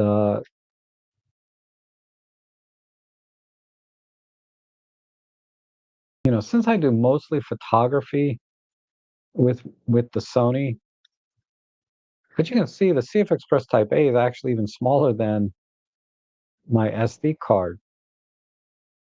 So yeah, home systems could switch to this, but I don't know what it costs to switch to something like this for them to make a camera, or I don't know why they haven't already when this is available. But even the Panasonic G9 Mark II didn't switch to this.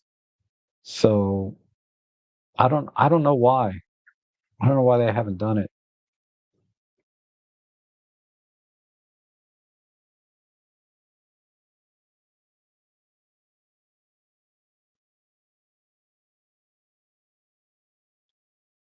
Okay, catch in focus on all Pentax bodies since 2008 on the K20D. Pentax Forums has catch and focus tutorial for that. It's activated in the custom menu. Okay, I have to look at that. I'll have to think of some application though. Uh, I mean, basically, the shutter is being pressed down the whole time, and then when something comes in focus, and the focus is locked to one point, right?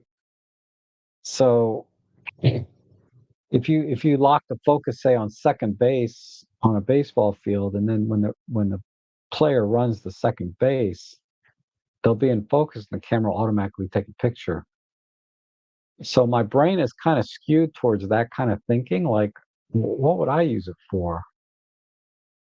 I can't think of too many situations in nature, like if I want to use it for wildlife, where I know exactly where something's going to be at a certain, at exactly where it's going to be, but I just don't know when it's going to be there, right?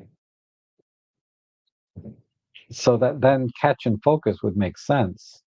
But like in baseball, you know exactly where the player is going to be, and almost always it's going to be within a certain time frame.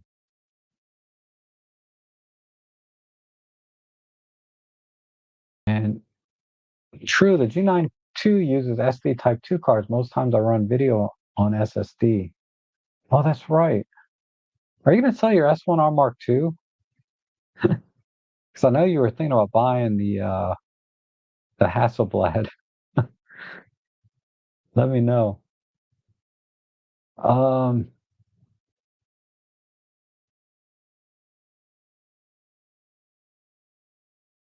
and Simjohn says, I'm so close to buying a ZF with a Typok 35 1.4 amp for my own Zuiko lenses. 1300 is gray market import, and I have bonus coming in from work. Um, yeah, I've heard good things about that Typok. That does look really interesting. And the ZF is kind of a cool camera. I don't know why it doesn't do it for me though, because it's just a full frame version of like my OM3, right? In terms of looks and style, they have even a silver one coming out. So I don't know.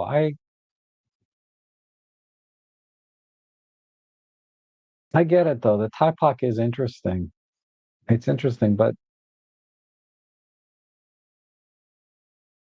I feel like sorry, the I'm getting a delivery, I think, so Ellie's losing it. Because I did order a lot of stuff, but I put it on delayed shipping so I can get that extra 1% cash back. Um,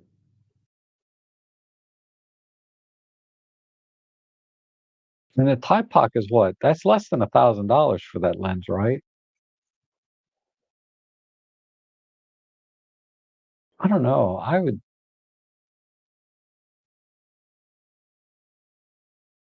I'm thinking, for me, I'm thinking my OM3 with the old Pentax 110 lenses, right? There was a Pentax 110.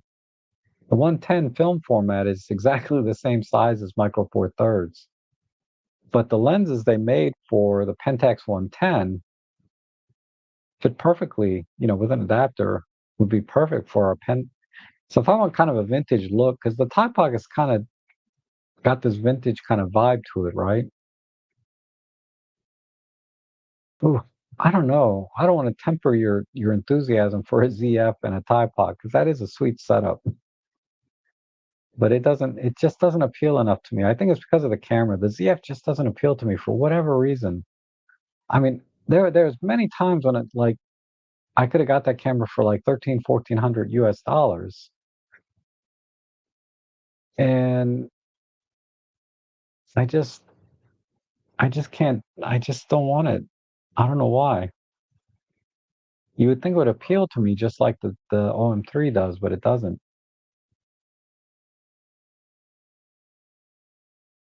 But the Taipak, and this goes back to really when you're buying into a system, look at the lenses available for it. And you're probably more thrilled about the lens than the body itself that you'll be using it on, I would imagine, right? Because the Taipak is a really interesting lens. There's something about using these lenses designed, that have these kind of vintage characteristics to it.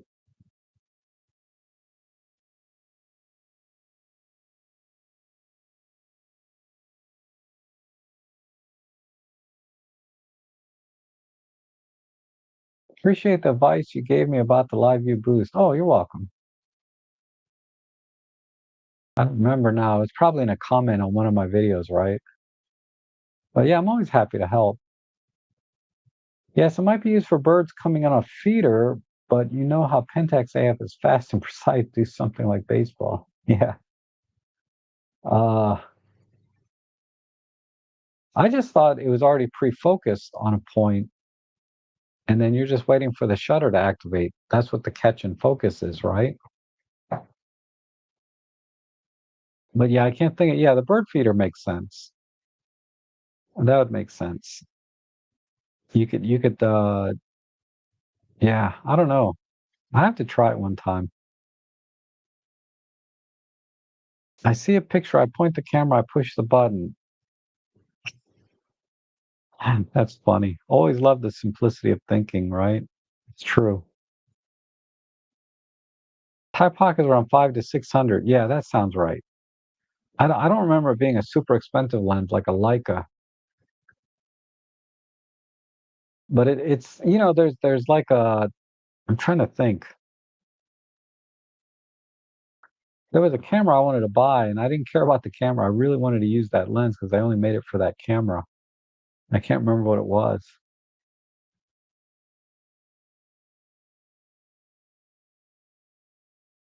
I can't remember. Um, I found that you can actually plug a USB-C thumb drive in the G9 Mark II and use that as an SSD. It clears the buffer faster than SD cards. Oh, really? 'Cause I haven't used the USB-C thumb drive in a long time. I'm surprised. The ones I just remember them being very slow, but I guess they're just as fast these days, right? And besides being better for video, I thought it might help with not showing down the operation of the camera, especially when it comes to autofocus with everything else being equal. I don't know if the memory card would help with autofocus at all.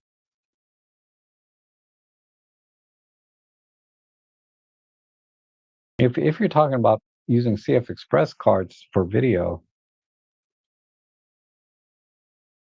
but clearing the buffer, things like that, yeah, but definitely the buffer's gonna clear faster, which ultimately will add to better performance of the camera overall, regardless if it's the Mark One or Mark Two.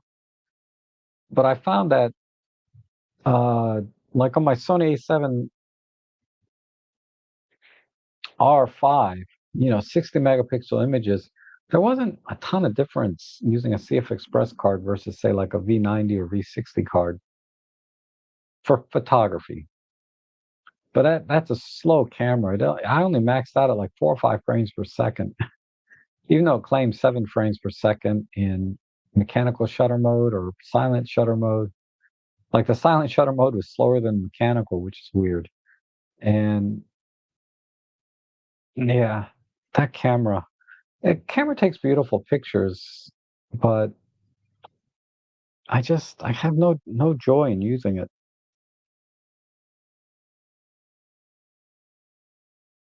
Okay, so let me go with the some TG5 images. I only have a few in here. But like this one I took with the TG5, uh, processed with DxO, beautiful image. That was with the Insta 360, 360. I have an album for TG5 with a TG dash 5.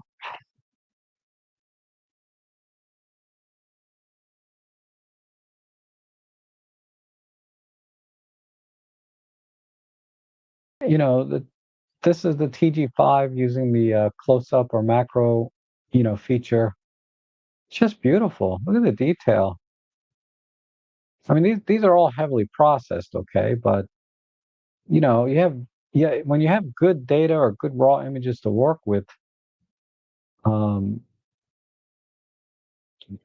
like this one here, it's just and these are 12 megapixel images, but man,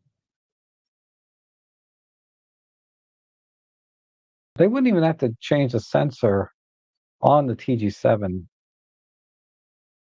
because even that tiny sensor that they're using, it's a 1/2.3, you'd still get great results with it.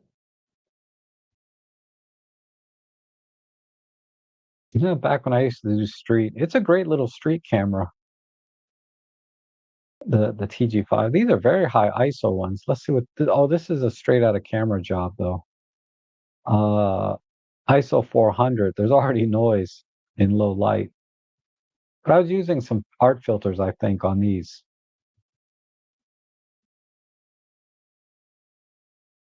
These are all my TG5 images. This is a great way to get stability using a tabletop tripod out in the field. Just lean it up against a tree because I wanted to do these waterfalls. This is not a waterfall. This is like a cascading little bitty stream. Uh, but I use the TG5 to take the picture of me demonstrating this technique.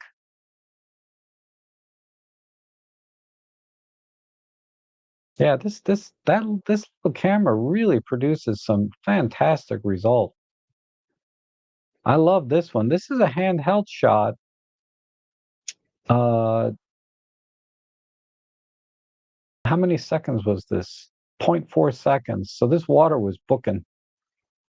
But I remember crawling down the bridge to get this shot. This is somewhere in Shenandoah. I don't know why some of these pictures aren't loading, but This is local to me, somewhere in Reston, I believe. This is Reston Town Center, Lee Sylvania Park, even some little bit of wildlife here. Blue heron. This is a macro shot I did pretty recently. It's just water on a spider web, but this is so cool. Shots like this. Couple of seashells, another wildlife shot. This was a time lapse I did in camera. I think it was in camera. I remember I had hundreds of files, but I used the dramatic tone art filter when I captured these images, and then I took those JPEGs and I probably did the processing using DaVinci. It's been a while. It's been a couple of years since I took this, I think.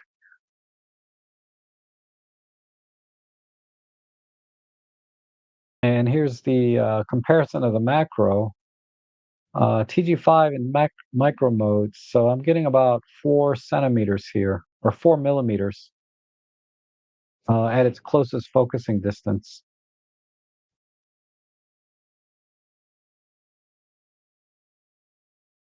And these were indoors at the Air and Space Museum.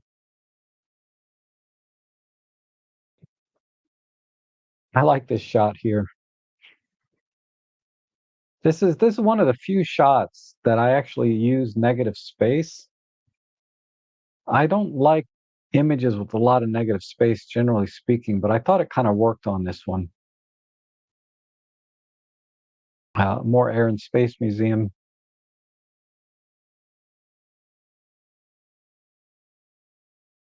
And this is 1/5 of a second. So I was probably using I was on a balcony, so I was probably using the guardrail to rest the camera on. But that this little TG5, I mean, my God, you know, if they could really amp up some of the features from this and put it in here, because these cost about the same. These two can, not with these accessories and everything, but these two cameras cost about the same. And this one takes the images are a little better out of this, but the problem is you're like at the super wide angles, so ultimately they're not better. This is a lot more versatile. And this has like a 1/1.3. So the sensor on this is like, I guess, has 4 times the surface area as this one. So it's this is going to get better low light. It has the active HDR. It has all kinds of things in it. And the camera sells for about the same price as a TG5. I mean, if they could put a lot of the things in that camera into here, my God, this would fly off the shelf. They would make so much money off this camera that they could fund and really ramp up and invest in, improving the autofocus on the OM3s. You know, I don't know why people are complaining about the autofocus. I know Robin complains about it a lot. I think it's really good, but uh, let's just say, for the sake of argument, they can invest a lot of R&D into the autofocusing, into all the computational features, and maybe miniaturizing the camera system even more, improving the processing power. I mean, there's so many. I mean, this is a great camera as it is, but I mean, I can't get over some of the handy features in this that would just be awesome on. So I need to get rid of this. My screen is cracked. I have a glass protector on the back. It's giving me little glass shards of cuts in my finger.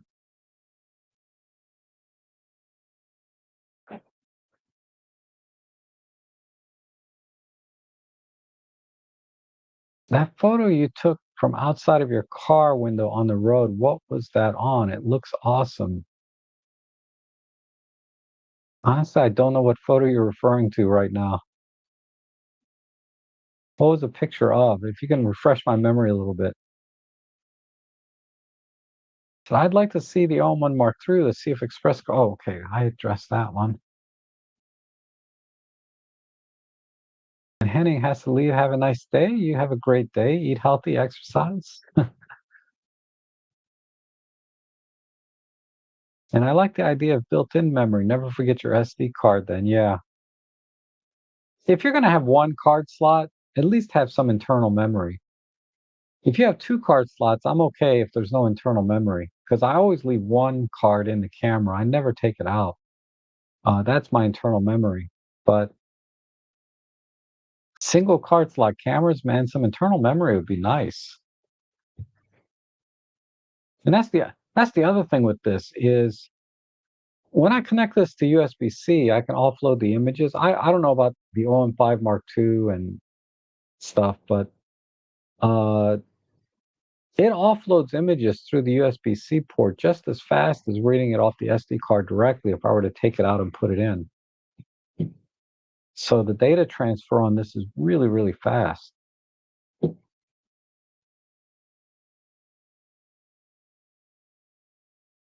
Checking the chat. Uh,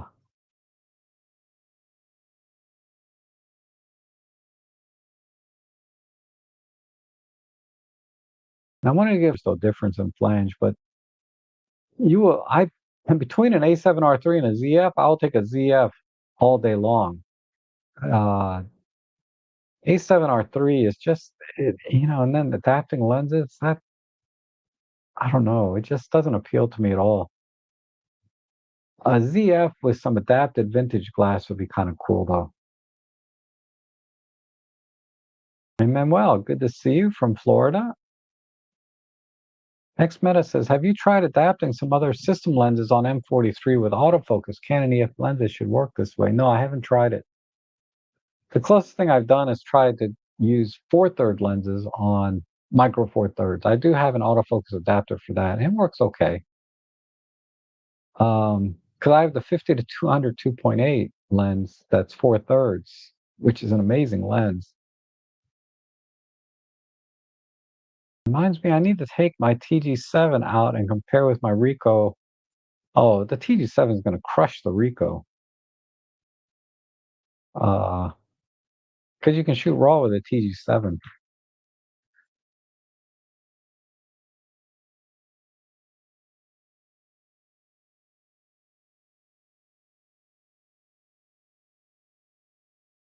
Make sure I didn't miss something.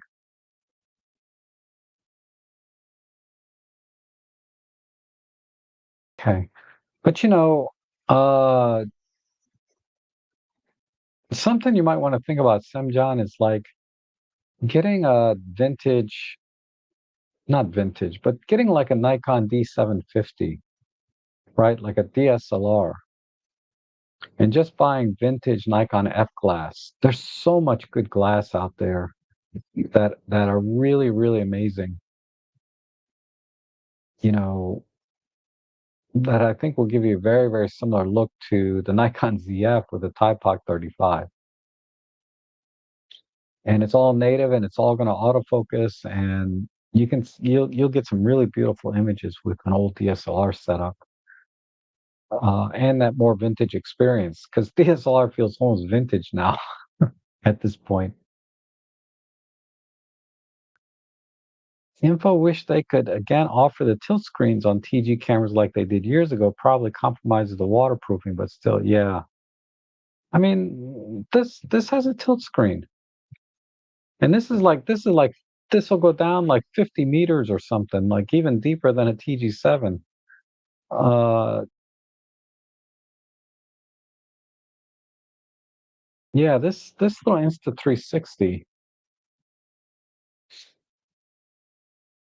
I mean, if I was doing a lot of vlogging, I would definitely buy this with my own money because it's an awesome vlog camera.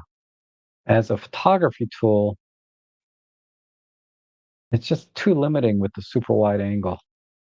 I get it. You can crop in camera, you can crop into about I think a 40 millimeter equivalent, but then you're down to like 12 megapixels. I guess that's okay, but it's awkward. It's awkward. It's so, using the touchscreen and trying to use this as a photo camera is awkward. That's why the TG7 is awkward enough being the size that it is, but there's a ton of buttons on here that you can kind of navigate around and do things you want to do pretty quickly. It's more tactile and it's easier to use as a camera than this. But this is pretty small, right? If you just put these side by side. Has a tilt screen and it's super waterproof, right?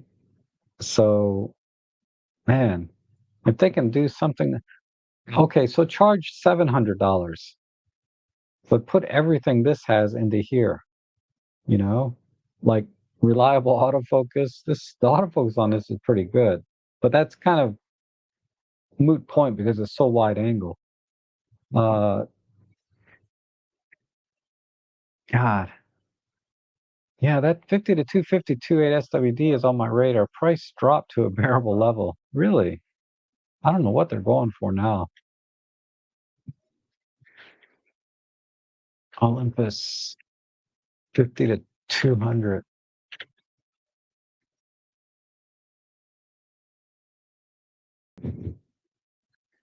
Oh, 350 at KEH. There's some deals online for 150.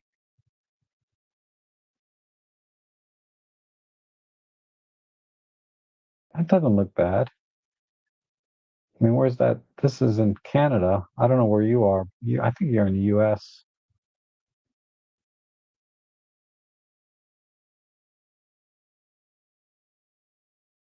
But I'm sure you can find one in better condition. Like that looks minty. It's probably Japan though. Yeah. Um, and they have the lens collar for it.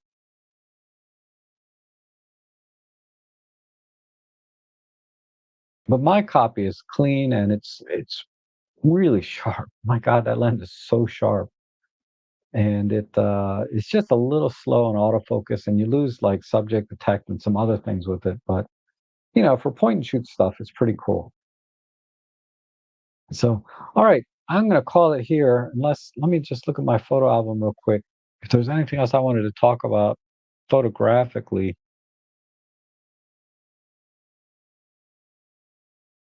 no, nothing there. So, I want you guys to have a great rest of your weekend, great week. Eat healthy and exercise. Okay, as always. Thanks for joining me today. Uh, and if you'd like to support, oh wait,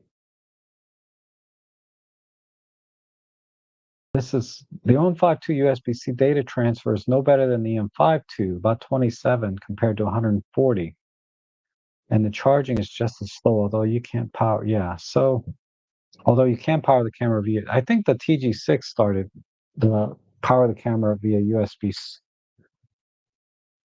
Yeah, the transfer speed is pretty painful, but it's really good on this. Okay, but yeah, I'm sorry. I kind of broke up my little exit there. Extra, what do they call it? Intro. Anyway, um, you guys, I really appreciate you being here and all your support over the years. You've been great.